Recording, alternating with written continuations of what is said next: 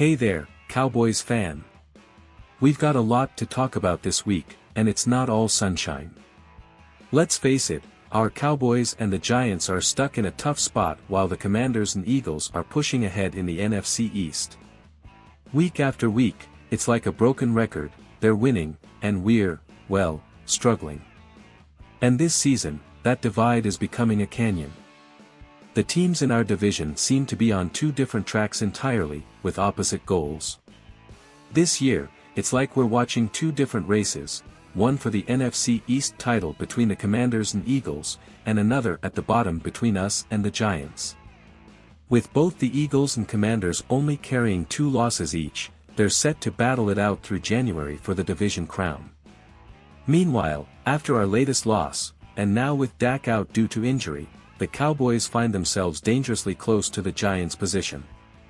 Speaking of Dak, his injury means our backup, Cooper Rush, will be stepping up once again. And if you remember his run from 2022, there were some exciting moments. But the stakes this time feel higher, especially when we're facing division rivals. More on that in just a bit, but I want to hear from you first. Poll time, which team do you think will clinch the NFC East title this season? Eagles or Commanders? Drop your vote in the comments. And hey, if you're enjoying these updates, don't forget to subscribe to the channel and hit the notification bell.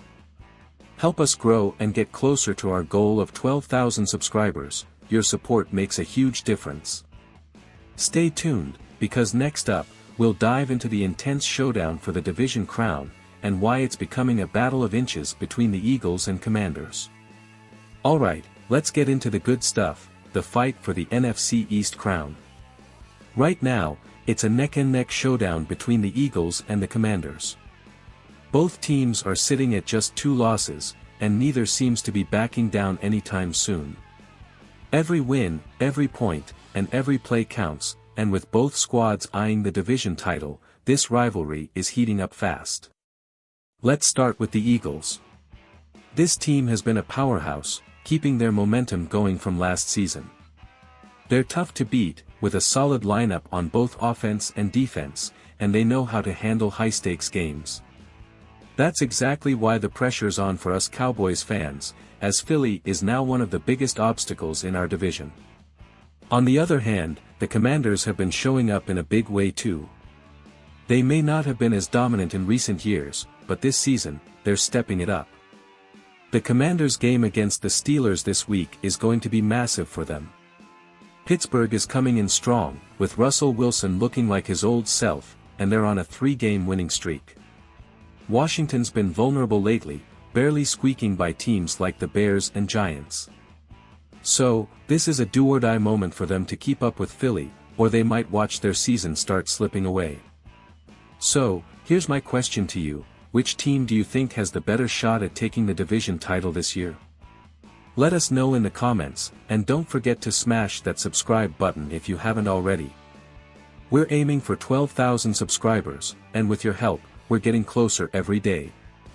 Make sure you're along for the ride as we break down everything Cowboys and keep you updated on the division race. Alright, let's bring things back home now and talk about the Cowboys. Coming up next, we'll dive into our own struggles and what Dak's injury means for us as we face Philly this week.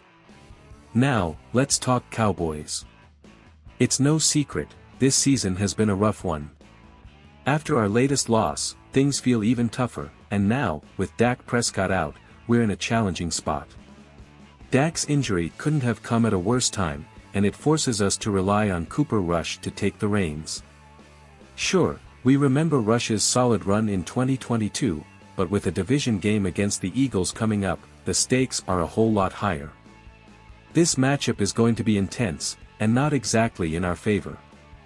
Philly has already shown they can beat Rush. If you remember, they ended his winning streak back in 2022, and that was before they had Kellen Moore on their staff. Now that Moore is with the Eagles, they've got an inside look at how Rush operates. Having coached him for years, Moore knows all of Rush's strengths and, let's face it, his weaknesses too. Philly's going to come into this game fully prepared, and they're likely to make things hard for us, even more so without Dak. But maybe, just maybe, Cooper Rush can catch them off guard. Backup quarterbacks sometimes have that element of surprise, there's less tape on them, fewer expectations, and Rush has shown he can step up under pressure before. He's got a 5-1 record as a starter, and this game is his chance to prove himself again. So, I want to know, do you think Cooper Rush has what it takes to keep us competitive against Philly? Drop your thoughts in the comments.